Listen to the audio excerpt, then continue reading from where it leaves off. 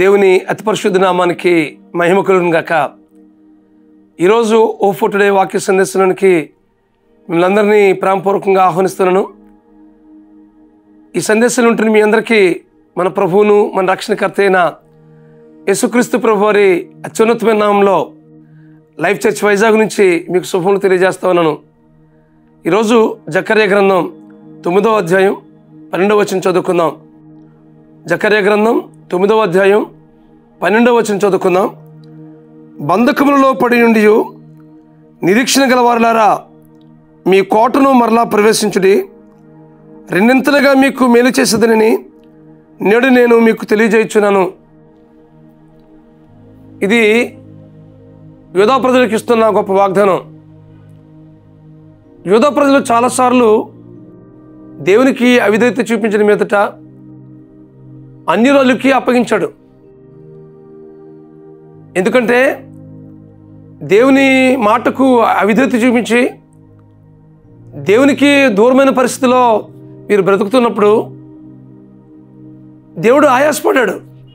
తద్వారా వారి బుద్ధి కలగడానికి, మరలా వారి జీవితంలో మార్పు కలగడానికి అన్యురాళ్ళకు అప్పగించాడు. అన్యురాళ్ళకు అప్పగించాడు కానీ ఇశ్రాయేలు ప్రజల మీద లేదా యూదా ప్రజల మీద దేవుడి లక్ష్యం ఎప్పుడు ఉంచాడు. వారి పట్ల దేవుడు లక్ష్యం ఉంచేవాడు. కనుకనే మరలా వారిని ప్రేమించి కొంతమంది ప్రవక్తలు పంపించి వారిని ఆదరించే మాటలు, రాబోయే కాలంలో వారు ఏ స్థాయిలో ఉంచబోతున్నాడో, రాబోయే కాలంలో ఏ ఉన్నతమైనటువంటి అనుభవాన్ని కూడా నడిపించబోతున్నాడో ఆయా ప్రవక్తలు పంపించి వారు ఆదరించే మాటలు, వారు ధైర్యపరిచే మాటలు ప్రవక్తలు పంపించి మాట్లాడేవాడు. అయితే ప్రతిసారి కూడాను వీరు అవిధేయత చూపిస్తూ వచ్చారు.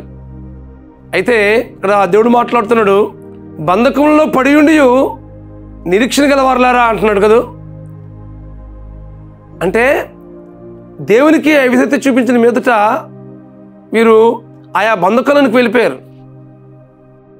అయితే కొంతమంది మాత్రం నిరీక్షణతో చూస్తున్నారు ప్రభు వైపు. దేవుని యందు విశ్వాసం ఉంచి ఈ పరిస్థితి నుంచి దేవుడు మాకు ఎప్పుడు విడిపిస్తాడా అని ఎదురు చూస్తున్న వారు ఉన్నారు.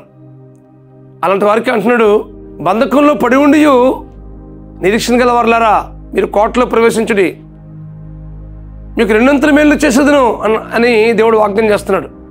ఈ వాక్యం ఉంటుంది మీ జీవితాల్లో కూడా.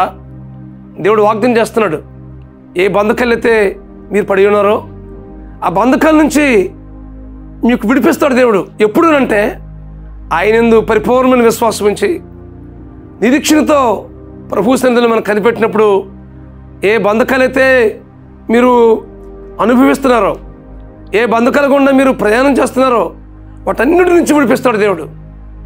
విడిపించి మీకు రెండంతలుగా మేలు చేసి నడిపిస్తాడని దేవుడు ఏదైనా వాగ్దానం చేస్తున్నాడు. కొన్నిసార్లు దేవుని మాటకు అవిధేయత చూపించి ఆయన మాటకు మనం బద్దులుగా కాకుండా ఆయనకు ఆయాస్కరంగా జీవించిన స్థితిని బట్టి ఆయా పరిస్థితులు కూడా మనం నెట్టివేయబడతాం. సమస్యలు, శోధనలు, శ్రమలు, ప్రతికూలమైన పరిస్థితులు మనం వాటి గుండా ప్రయాణం చేస్తున్నప్పుడు మరలా ప్రభు వైపు చూస్తే, నిరీక్షణతో ఆయన వైపు చూస్తే రెండంతలుగా దేవుడు మేలుతో నింపుతాడని దేవుడు ఇదేనా వాగ్దానం చేస్తున్నాడు. కాబట్టి మీ జీవితాలు పరిపూర్ణంగా ప్రభువుకు అప్పగించండి. ఆయన పరిపూర్ణమైన విశ్వాసంతో మనం ఎదురు చూసినట్లయితే ఏ బంధకాల గుండా, ఏ ప్రతికూలత గుండా మీరు ప్రయాణం చేస్తున్నారో, ఏ సమస్యలు మీ చుట్టూ అలుముకున్నాయో వాటన్నిటినీ ప్రభువుకు అప్పగించి, ప్రభువా ఈ పరిస్థితి నుంచి నాకు విడిపించు ప్రభువా, నా స్థితిని మార్చు ప్రభువా అని మీరు ప్రభు వైపు చూస్తున్నట్లయితే భవిష్యత్తులో మీకు ఇవ్వబోతున్న ఆశీర్వాదం వైపు నిరీక్షణతో మీరు కనిపెట్టినట్లయితే మీ జీవితంలో రెండంతలు మేలుతో నింపాలని దేవుడు ఇష్టపడుతున్నాడు. అయితే ప్రభు మీద సంపూర్ణంగా అనుకుందాం. మీ ప్రతికూలత ఏదైతే ఉందో వాటన్నిటినీ విశ్వాసంతో ప్రభు మీద ఆధారపడుతూ అప్పగించండి. వాటన్నిటి నుంచి విడిపించి మీ జీవితంలో రెండంతల మేలుతో నింపాలని దేవుడు ఇష్టపడుతున్నాడు. అట్టి కృప పరిశుద్ధాత్మ దేవుడు మీకు అనుగ్రహించి నడిపించును గాక. ప్రార్థన చేసుకుందాం. బ్రహ్మస్వరూపుడా, మహాకృపగల మా తండ్రి, మా ప్రియుల జీవితాల్లో ఏ బంధకాలు అయితే పడి ఉన్నారో ప్రభువా, వాటన్నిటి నుంచి విడిపించి పరిపూర్ణమైన విశ్వాసం మీ మీద నుంచి నిరీక్షణ గల వారుగా వీరు జీవించేటట్లుగా సహాయం చేయమని ప్రార్థిస్తున్నాను ప్రభువా. వీరి జీవితాల్లో రాబోయే దినాల్లో రెండంతల మేలుతో నింపి మీ నామానికి మహిమకరంగా అనేక మందికి దీవెనకరంగా ఉండేటట్లుగా వీరి జీవితాల్లో మీ కృపా కార్యాన్ని జరిగించమని ప్రార్థిస్తూ మీ కృపగల హస్తానికి వీరిని అప్పగించుకుంటూ మహిమా ఘనత ప్రభావాలు మీకే చెల్లిస్తూ మా ప్రభువును మీ ప్రియకుమారుడును మా రక్షకుడునైన యేసుక్రీస్తు నామంలో ప్రార్థించి వేడుకుంటున్నాం మా పరమ తండ్రి. Amen, amen, amen. God bless you friends. Have a wonderful day.